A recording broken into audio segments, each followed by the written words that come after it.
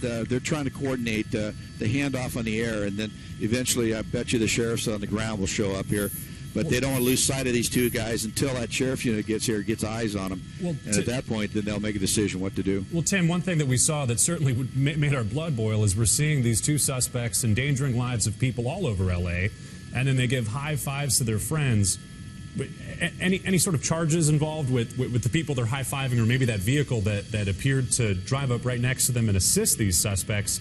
I mean, one would have to imagine as authorities come closer to the suspects in the vehicle, the people that are around them are certainly going to have to move out of the area. Yeah, there's not going to be any charges for the folks standing there. They're not really interfering with law enforcement. They're not getting in the way of the officers that do come in. But if they're just standing there as the policemen come in and move out of the way, then yeah, no, there's no crime for high-fiving your neighborhood friends here if they come to an end. And Tim, I'm sure they all know this has been a long playing pursuit. Go ahead. I have a question in terms of from a law perspective when they're coming into, these guys are just standing here. You don't know who's armed in the neighborhood. You don't know if the suspects are armed. There's traffic around. There are excessive amounts of other residents standing around, so other people are going to be in harm's way if a shootout starts. How do they even begin to approach these suspects?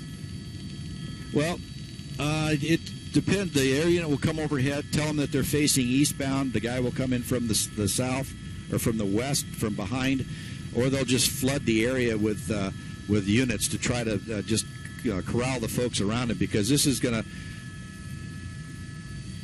stand by. Okay. Anyway, so what they'll do is they'll just start getting units in here and then do this very coordinated, because the street is completely stopped. A lot of folks, I know all the other streets are empty, so I know a lot of folks are just coming down to looky-loo this ending here and see what's going on. But I'm looking out the window. I don't see one black and white within about 4 or 5 blocks that I can tell.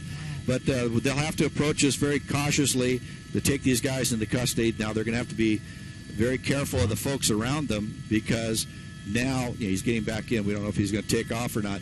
But they have to be careful of the folks around him, because you don't know who's friendly or foe on this. Just look, he's going to be very polite here and move his car out of the way so folks can drive by. He uses his blinker now and is moving it out of the way. Clearing traffic. Yeah. So and then when the officers come here, they're going to have to be able to take these guys into custody and use, as I always say in law enforcement, force reasonable to effect the arrest, because you're going to have a lot of people here who might want to join in to keep these guys from getting taken into custody, or it may turn out the guy runs out and takes a selfie.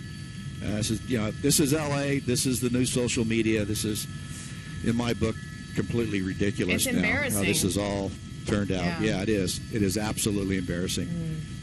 Well, one would think if you're encountering chase suspects, you'd probably want to stay clear of that area, because you know law enforcement is about to swarm on this area, and it's amazing to see these folks are coming up to these chase suspects. What appears to be an elderly person right there taking a selfie with a chase suspect.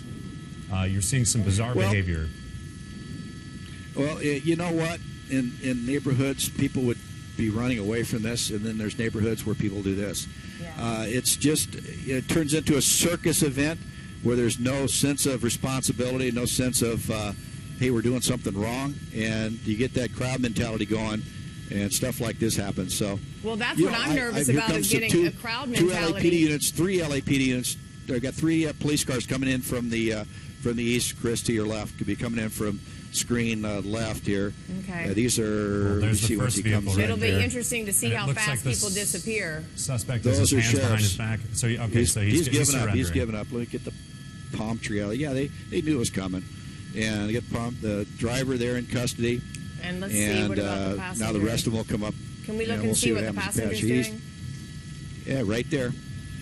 And hey, here I am, right here. I'm coming to you now. I got my hands up. And then the other guy's talking. He's being all. Yeah, they're. Well, these guys, I mean, as dumb as they've been all day, they're being smart right now. At least they're surrendering peacefully and not causing more of a commotion. Absolutely. I mean, at this point, they don't want to be silly at this point. And I want to give credit to our sheriffs and LAPD as well, because in these situations they have to be very calm and very patient. They're being yelled at for nothing. They haven't done anything. They're being, yelled at and probably called names, and they're just upholding the law. And so good for them, being patient and being calm and arresting these guys and getting these dangerous alleged criminals off the street.